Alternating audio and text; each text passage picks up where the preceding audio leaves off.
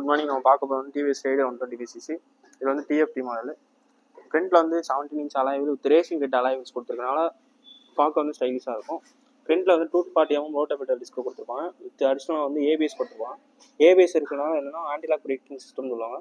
இது நீங்கள் ஸ்பீடாக போய் பிரேக் அடிச்சாலுமே ஸ்கிட் ஆகாது. ஸ்கிட்டிங் வந்து உங்களுக்கு ரெடியூஸ் பண்ணும்.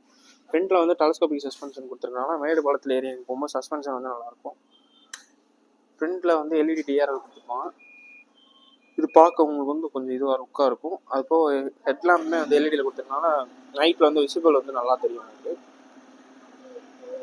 ஸோ ஃப்ரண்ட்டில் வந்து டிஎஃப்டி டிஸ்பிளே கொடுத்துருப்பாங்க. 5 inch டிஎஃப்டி டிஸ்பிளே. இதில் என்னென்ன காட்டணும், கியர் இண்டிமேஷன் காட்டும். அதுபோக eco mode, power mode 2 mode வரும்.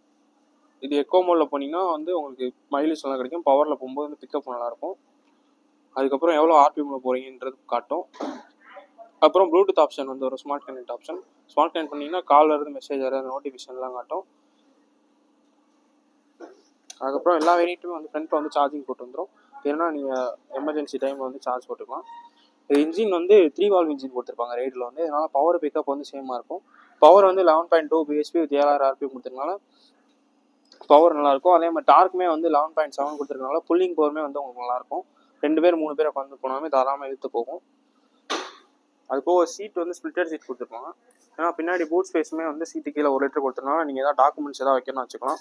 பின்னாடி வந்து 5 step அட்ஜஸ்டபிள் சாக் அப்சர் கொடுத்துருக்கனால அதை வந்து நீங்கள் அட்ஜஸ்ட் பண்ணிக்கலாம். பில்லியன் ரைடருக்குமே வந்து கம்ஃபர்டபுளாக இருக்கும். இதில் வீல் பேஸ் வந்து 1326 mm கொடுத்துருக்கனால ஸ்பீடை போய் டேர்ன் பண்ணுறப்போ வந்து ஸ்கிட் ஆகாது, பேலன்சிங்காக இருக்கும். கிரவுண்ட் கிளியரன்ஸ் வந்து 180 mm இருக்கனால மேடு பலத்தில் ஏறி நீங்கள் போகும்போது அண்டர் பாடி சேசிஸ் வந்து தட்டாது. இதில் கலர் வந்து ஒரே கலர் தான் வரும், ரெட்டு.